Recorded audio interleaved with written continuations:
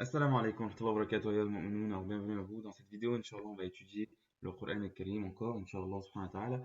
On va voir quelque chose de très important qui est, subhanahu wa ta'ala, le clash ou le versus, l'adversité ou l'opposition qui existe entre al-muslihin, des réformateurs qui sont bons, des réformateurs qui changent le mal des gens, qui changent le mal, etc.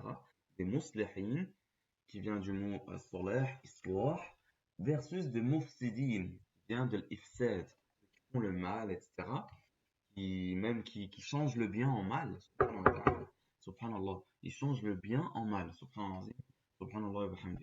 Les réformateurs mauvais, d'accord? Comment savoir qui est différent donneurs de leçons, donc eux donnent des leçons, est bienfaisant et qui est malfaisant? Donneurs de leçons ou moralisateur prétendu, ok? Euh,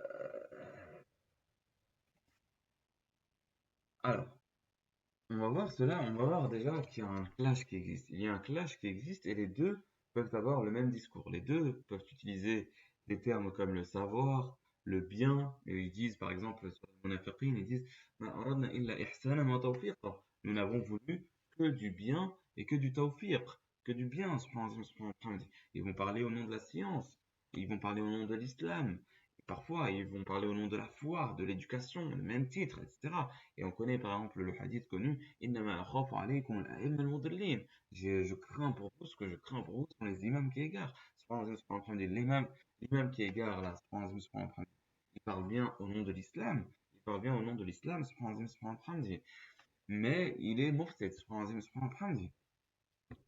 et il y a aussi des gros clashs qui existent, subhanallah al-azim, subhanallah wa bihamdihi, par exemple des accusations d'imposture, des accusations d'arnaque, des accusations de bid'a, même du takfir qui existe entre ces deux camps-là, qui pourtant utilisent les mêmes titres, mais il y a des gros clashs qui existent. Alors qui est dans la vérité alors? Qui est dans la vérité? On va voir ça après. Et il faut dire aussi qu'il y a une vraie existence d'imposteurs qui se disent réformateurs. Pourquoi? Parce qu'Allah subhanahu wa ta'ala dans le Coran al-Karim, vers le début de Surat al-Baqarah, qu'est-ce qu'il dit? Il dit subhanahu wa ta'ala, il dit وَإِذَا قِيلَ لَهُمْ لَا تُفْسِدُوا فِي الْأَرْضِ قَالُوا إِنَّمَا نَحْنُ مُصْلِحُونَ أَلَا إِنَّهُمْ هُمُ الْمُفْسِدُونَ وَلَكِنْ لَا يَشْعُرُونَ. Et s'il leur est dit, ne, ne faites pas la corruption sur terre, ne changez pas le bien en mal, ils disent, mais nous ne sommes que des réformateurs. Ils disent, nous ne sommes que des réformateurs. Subhanallah wa bihamdi. Nous ne faisons que changer le mal en bien. Subhanallah azim, subhanallah wa bihamdi. Et Allah subhanahu wa ta'ala dit alors, Ala innahum humul mufsidun walakin la yash'urun. N'est-ce pas que ce sont bien eux, les mufsidun, les faiseurs de mal, les réformateurs du bien en mal, subhanallah, mais ils ne le sont pas. Subhanallah. Donc c'est bien une réalité qu'il existe des réformateurs qui sont des imposteurs. Et chez le bon réformateur, il peut avoir aussi un doute à un moment, s'il n'a pas la science. S'il n'a pas la science, d'accord? Il peut se demander, mais à qui j'appartiens? Est-ce que je suis un vrai réformateur? Etc. etc. Voilà, d'accord? Ok? À qui il appartient? À lui et à lui. Donc du coup, il faudra aussi analyser ton œuvre. Il faut analyser ton œuvre et celle de tes adversaires. D'accord? Y a-t-il une possibilité de ne pas être réformateur, être un musulman entre guillemets normal?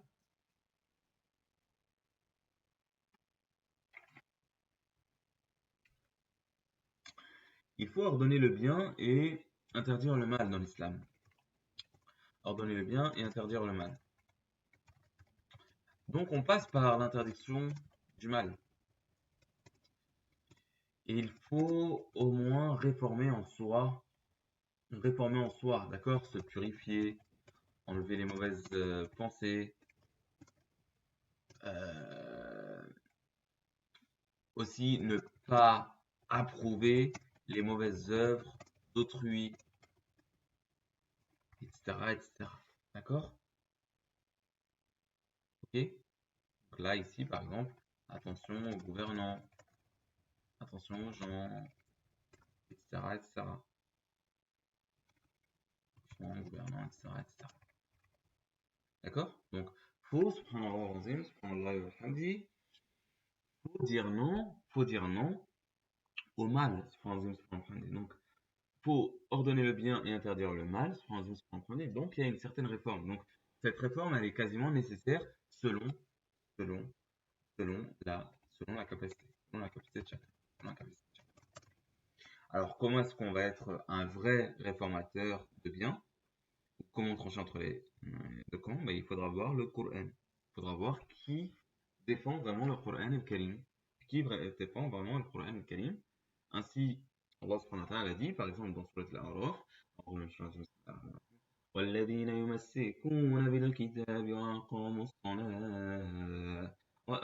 الصلاة إنا لا نضيع أجر المصلحين.